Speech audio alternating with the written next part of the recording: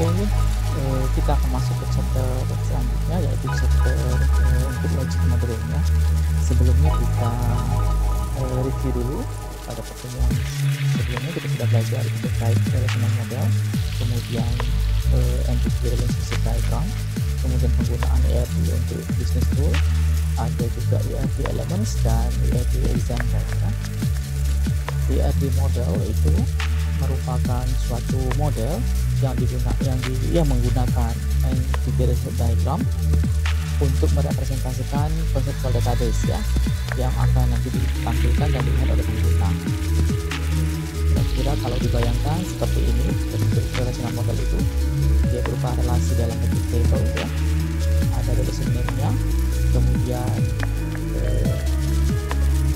akan mewakili suatu entitas itu memiliki sejumlah atribut seperti ini ya. Atribut itu bisa juga disebut dengan namanya live field ya. Kemudian setiap isian dari baris itu akan berisi detail data ya, ya.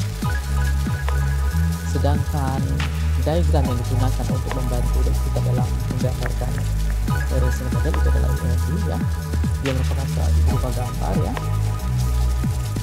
Kemudian dia menggambarkan bagaimana informasi itu diciptakan, disimpan dan digunakan by a business system.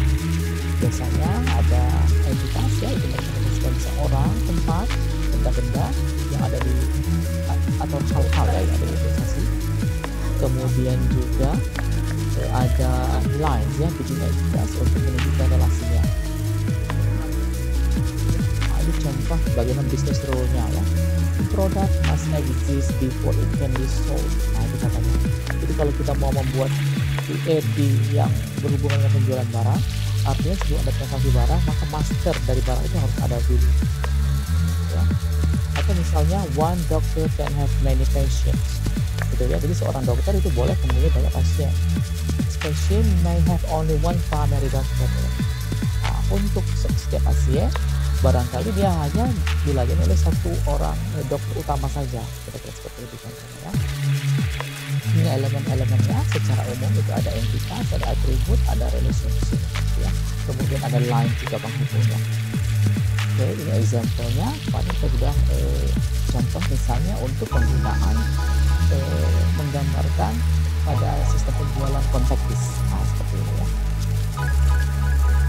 Di sini misalnya contact list itu akan memiliki flow komponennya, kemudian CD itu ada vendors-nya, kemudian ada dipesan oleh customer ya, melalui relasi order kira-kira seperti itu.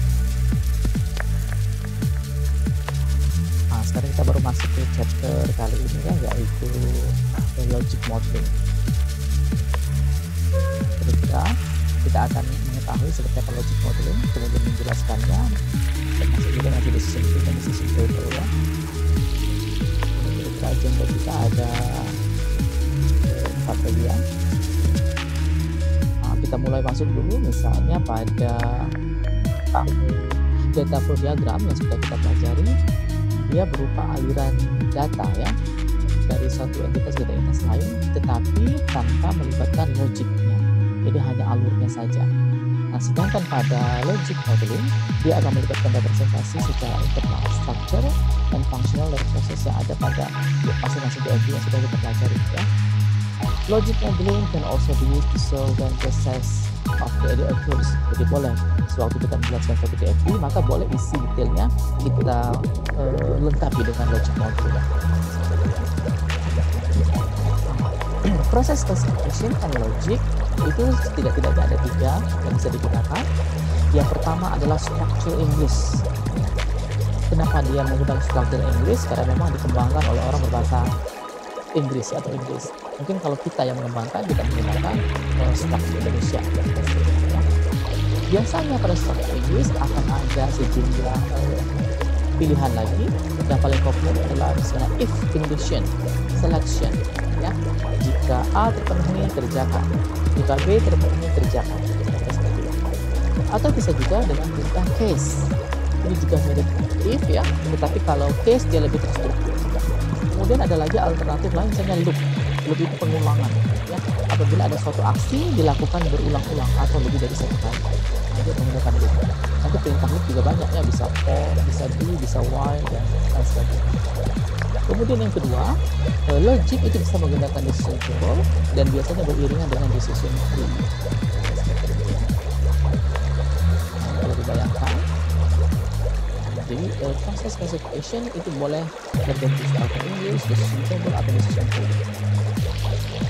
Nah, sekarang kita masuk ke structure English gitu ya. Modified form of English used to specify the logic of an exercise itu menggunakan subset of English.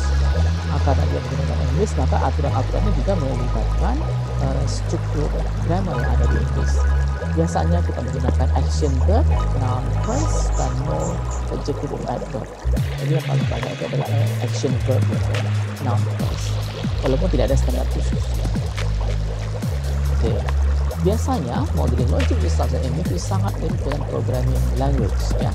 Jadi tadi sudah dijelaskan ada if condition, case statement atau perintah looping. If itu artinya jika, case itu case ya, looping itu perulangan. Nama lain dari looping bisa juga iteration atau repetition. Nah, ini contoh apabila menggunakan if. If condition then kerjakan, else bla bla bla, and if ya. Contoh lagi, if balance in account lebih dari minimum balance, kalau saldo lebih dari saldo minimal, then annual request ya. Nah, jadi ini pada penarikan uang misalnya ya, misalnya saldonya 100.000 dan dia mau ambil uang 50.000. Nah, karena lebih dari maka terpenuhi, maka annual request katanya terima, layani request itu. Tetapi sebaliknya, kalau dengan saldo 100.000 kita ambil 150.000, maka perintahnya adalah reject request. Oke, sekarang bagaimana kalau case? Nah, kalau perintah case, dia sudah memiliki dia pada prinsipnya varian dari if ya, tetapi dia lebih terstruktur.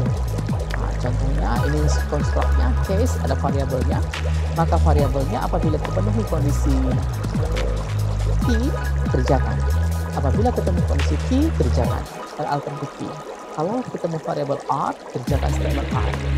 Kalau tidak ada yang di atas itu, buat statement seperti ini ya. Contohnya adalah case product code. Jadi kode produk ya, pada saat pemberian diskon. Kalau kode produknya 1, diskonnya 5%. Kalau kode produknya 2, diskonnya 7%. Tetapi apabila bukan 1 atau bukan 2, berarti diskonnya adalah 0%.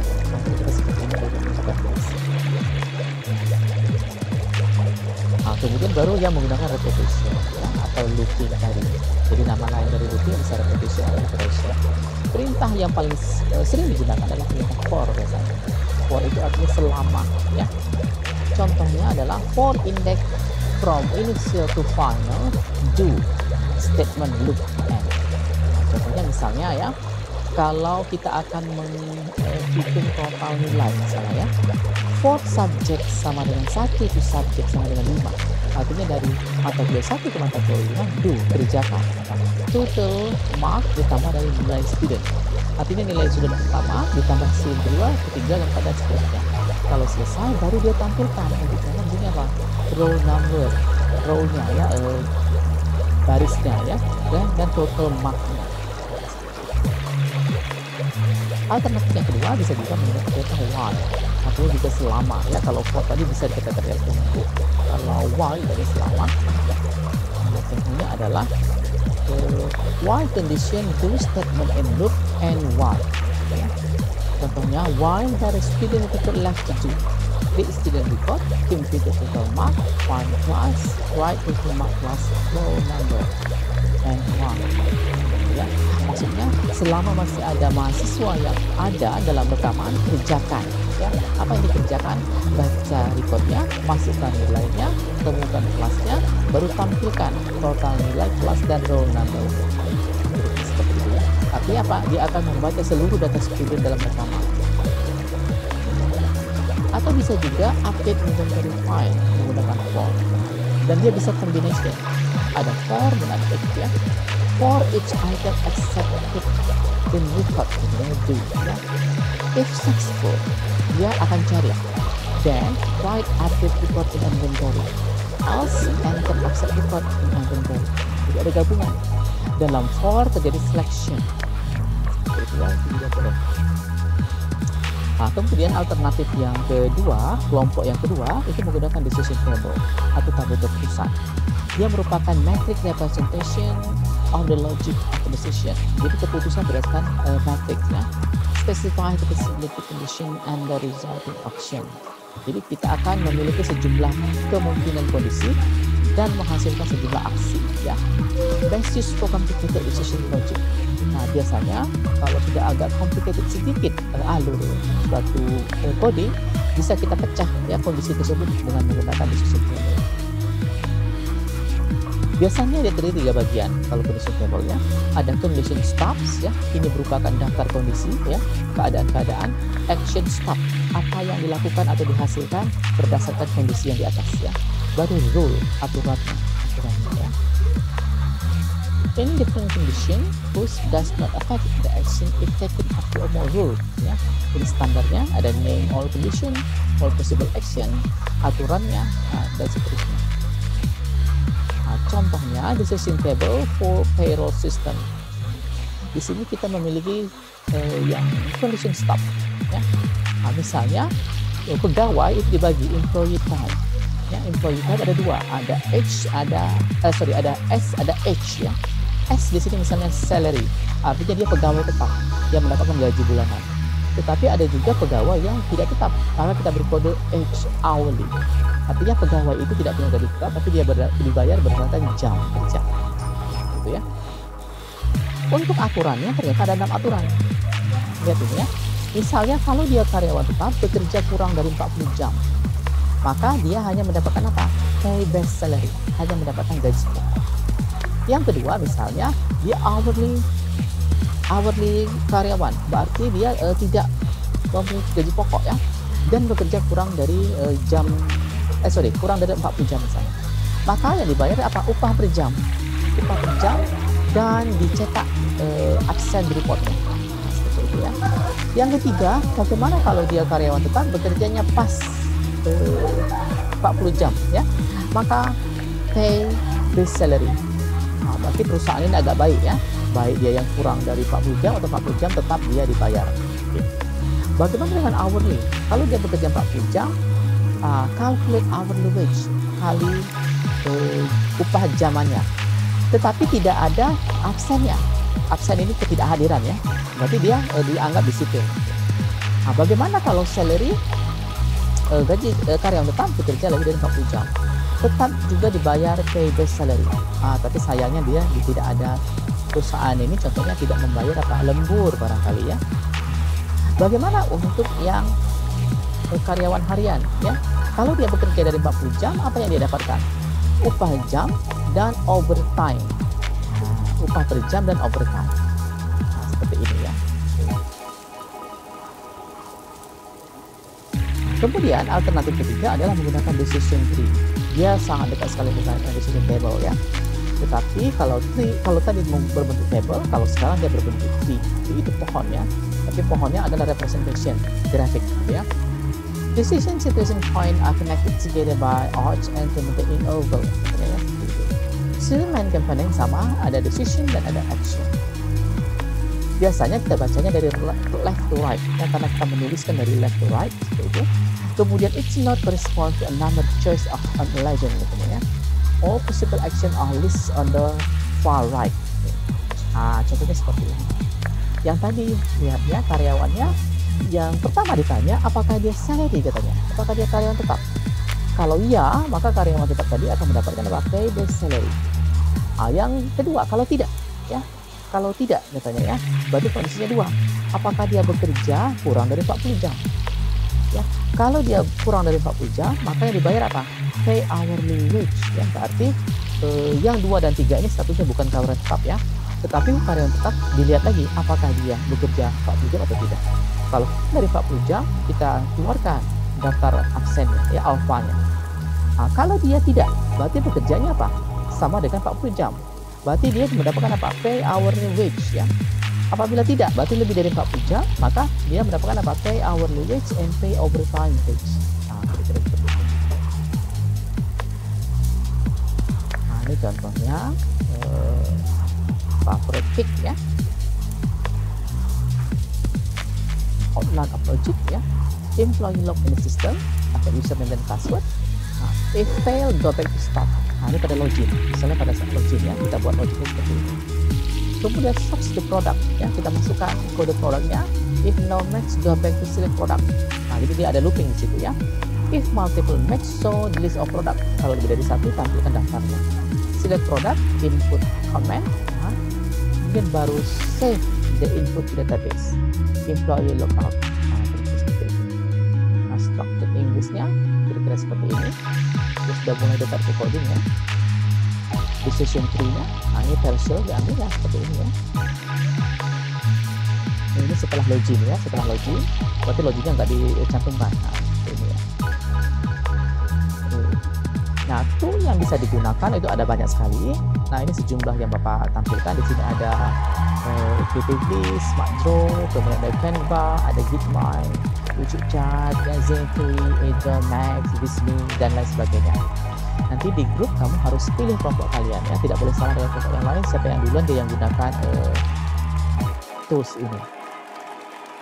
Oke, dapat kita simpulkan bahwa logic modeling itu involve representation into structure and functioning of process dapat akan diaktifkan ya. Nah, prosesnya terbagi ada 3 spesifikasi logik ya, misalnya dapat struktur English, decision table, dan tree. Untuk assignmentnya,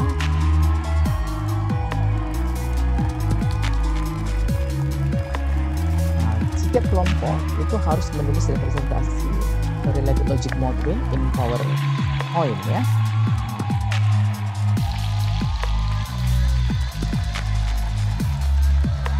By using tools tapi ya. Jadi kamu buat presentasi dalam PowerPoint, tetapi isinya adalah yang kamu buat dari tool tadi ya. Kemudian pada assignment 7 ini sudah diharapkan kalian dapat membuat slide based video dari PowerPoint tadi ya. Jadi dari PowerPoint kamu buat jadi video, ditambahkan voice-nya dan animation-nya. Kemudian disimpan dengan nama seperti ini. Jangan lupa ini kelas masing-masing. 07 itu kode, logic modeling initialnya, baru grup name-nya ya. Baru kamu tambahkan yang kamu kerjakan di dalam Dropbox ya. Baru URL-nya nanti kamu share di grup kita. Dapat seperti ini cara membuatnya. Ini contoh yang terpakai untuk pertemuan kita pada ini.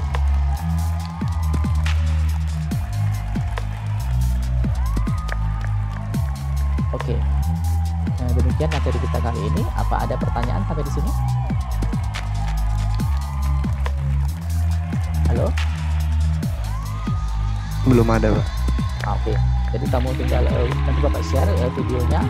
Jadi fokus kamu di assignment adalah kamu pilih tools tadi ya. Siapa yang duluan dia yang menggunakan tools itu nanti bisa di grup WhatsApp. Kemudian kamu buat decision tree yang mirip-mirip seperti contoh tadi, tapi pada topik masing-masing. Ya, pada topik masing-masing. Oke, jumpa lagi pada. Topiknya sesuai tools tadi Pak ya? Topiknya sesuai tools, topiknya sesuai yang kalian pilih. Nah, kan sudah ada dari awal. Ya, yang toolsnya dipilih. Ya, betul. Jadi setiap kelompok nanti akan menggunakan tools masing-masing. Siapa yang duluan? Nah, setelah ini Bapak share di grup WhatsApp ya. Oke, sampai jumpa. Wassalamualaikum warahmatullahi wabarakatuh. Waalaikumsalam warahmatullahi Warahmatullahi wabarakatuh.